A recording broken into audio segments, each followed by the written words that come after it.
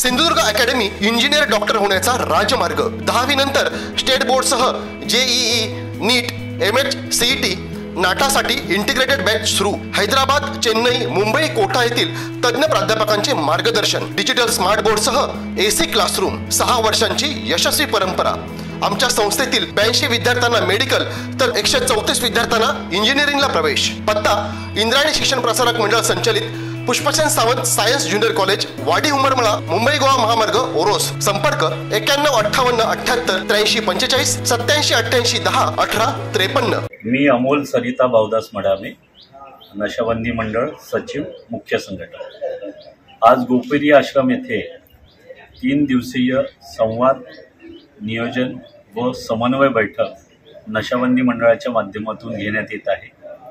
या बैठकीला महाराष्ट्रातल्या 36 जिल्ह्यातले सर्व संघटक उपस्थित असून येणाऱ्या आर्थिक वर्षात व्यसनमुक्तीवर कशा पद्धतीने कार्य केलं जाईल त्याचं नियोजन, त्याचबरोबर सरकारी योजनांचं लोकांपर्यंत पोहोचवणं, म्हणजे व्यसनमुक्तीच्या ज्या काही योजना आहेत आणि सरकारची काही जी भूमिका आहे, सरकारला अपेक्षित जो कार्यक्रम आहे तो कार्यक्रम प्रत्येक जिल्ह्यात घेऊन जाणं, प्रशासकीय विभागावर 6 जे प्रशासकीय विभाग आहेत त्या विभागावर नशाबंदी मंडळाचे एक वेगळी ओळख निर्माण करण्याच्या दृष्टिकोनातून एक प्लॅनिंग या निमित्ताने होणार आहे।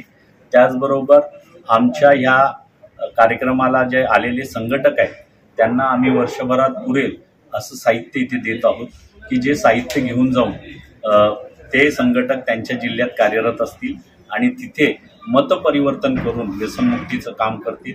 आमचा मुख्य उद्देश आहे की डिमांड कमी केली की सप्लाय कमी होणार आहे आणि या बैठकीच्या निमित्ताने समन्वय, नियोजन आणि संवाद करून आम्ही व्यसनमुक्त महाराष्ट्र निर्माण करण्याचा प्रयत्न करतो।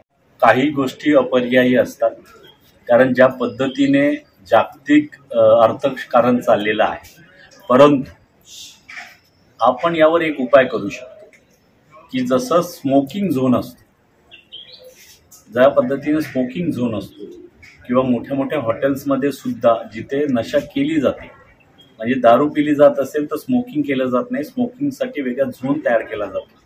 सिंधुदुर्गात जर पर्यटन येत असेल तर ते गावापर्यंत नाही पोचलं पाहिजे ती नशा, त्या पर्यटनाचा पण एक झोन तयार केला पाहिजे त्या पर्यटना क्षेत्रामध्ये, जिथे स्पेशल लिकर झोन असेल की ज्या लिकर झोनमध्येच अशा पद्धतीचं लिकर सर्व केली जाईल, जेणेकरून जिल्ह्यातली जी तरुण मुलं आहेत, लहान मुलं आहेत, यांना व्यसन म्हणजे एक फॅशन म्हणून जाता कामा नये।